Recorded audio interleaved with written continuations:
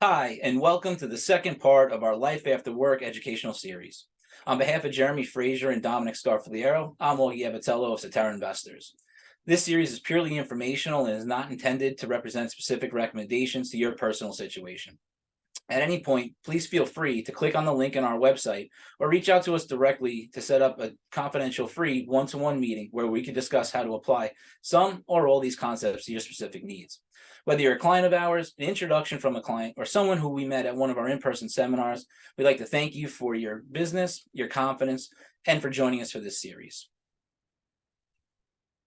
After our first segment of our series, I hope we got your wheels turning about what it is exactly that you would like to get out of retirement, whether that's taking more trips, spending more time with your family, picking up new hobbies, or just being able to continue to meet your current standard of living. Your retirement income strategy needs to address those needs and be able to provide sustainable and reliable income for as long as you need it. So the big question is, how much income will you need in retirement to meet your needs? The lazy answer is about 70 to 80% of your pre-retirement expenses. However, a more accurate way to estimate your income needs is to set up a budget as if you were already retired. So if you're not on Medicare yet, this might be a good time to start planning and looking at what those expenses might be. If you know where you're going to be living and whether or not you're going to be carrying a mortgage or not, now you can more accurately estimate your housing costs in retirement as well. Do this for every category of your budget using today's dollars. Now that we kind of look at what we're going to need for retirement, how are we going to actually start to potentially look at all the sources of income that we have? That might be Social Security, pensions, annuities, part-time work, investment properties, or business interests. Social Security, once taken, provides income for the rest of your life. So it is important that we make an informed decision about when we take our benefit and not just because it's available to us at age 62. So what is our benefit going to be? If you're not sure, a good place to start would be the Social Security website, ssa.gov. There, you'll be able to, once you log in, see your statement as if you got it in the mail. You'll be able to look at your work history, the benefits that are owed to you at age 62, or your current age if you're older, at your full retirement age, and at age 70. What is your spouse's benefit going to be? If you're divorced, are you entitled to a divorced spouse benefit or maybe a widow benefit? Social Security is so tricky, and you might be entitled to more than one benefit, so it's important to know all your options before you take your benefit. What age will you and your spouse claim your Social Security, or how can you actually optimize your benefits?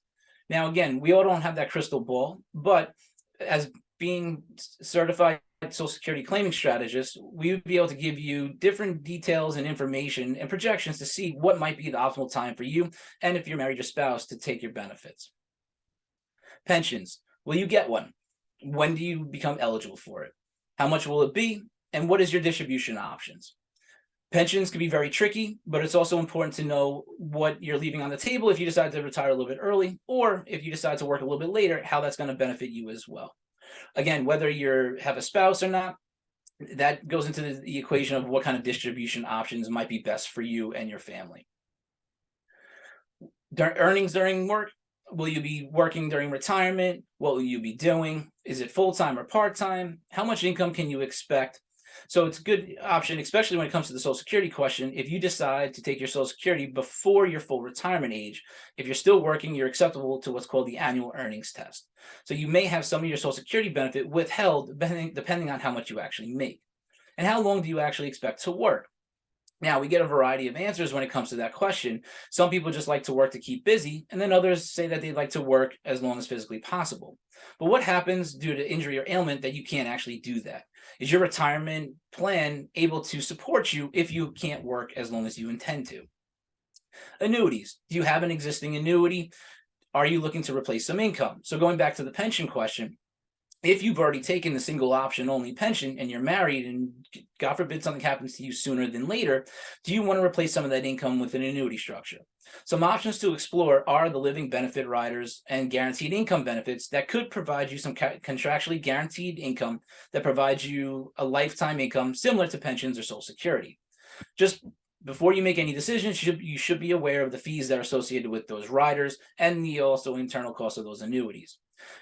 If you do need to touch the annuity more than the income rider, you should know whatever applicable surrender charges are available and also the tax implications. Now, for the most part, if your annuity is inside an IRA account or tax qualified plan, mostly that income is going to be taxable.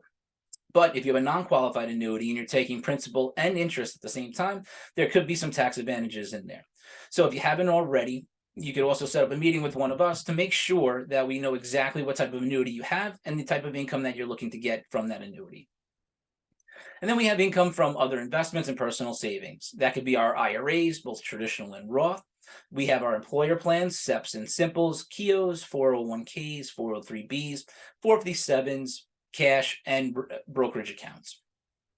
Other income can come from our homes. So again, if we're looking to downsize or just sell our home and take some equity out to use that to increase our income, or we have real estate investments that we're either looking to sell or just take the rental income over time. Any business ventures, inheritances, or trusts. Again, we want to make sure that if you are anticipating a lump sum in your retirement, at what point in retirement are you going to get it? And also to plan for the worst, right? Just in case we don't get it when we think we're going to get it, or to make sure that we don't get it at all, our retirement plan is able to handle and give us the lifestyle that we want. So once again, now that we talked about our expenses, where do we start? How do we get going with our retirement income strategy? One, you want to get all the statements on your pension and Social Security to make sure you accurately know how much is owed to you at what ages. Then get all your investment statements, whether that's your IRAs, 401ks, and then start looking at that budget if you haven't already. Jot down any questions and concerns you have. And then when you make a meeting with myself or Dominic or Jeremy, we'll be able to help you start to lay out all those pieces to your puzzle. If you're struggling of creating that budget or looking at what your income's needs might be, we'll be able to help you sort that out. Then we'll also help you identify any of those retirement income sources that you may have. Look at your portfolio of investments and financial products, and then we'll help you start setting up that suitable withdrawal schedule that has inflation-adjusted income, and also make sure that your investments have the right amount of risk for when you're going to need them. So thank you for joining me for this part of our series. Again, please stay tuned to our website to go back and look at previous parts of the series and also the future parts, and also set up those one-to-one meetings.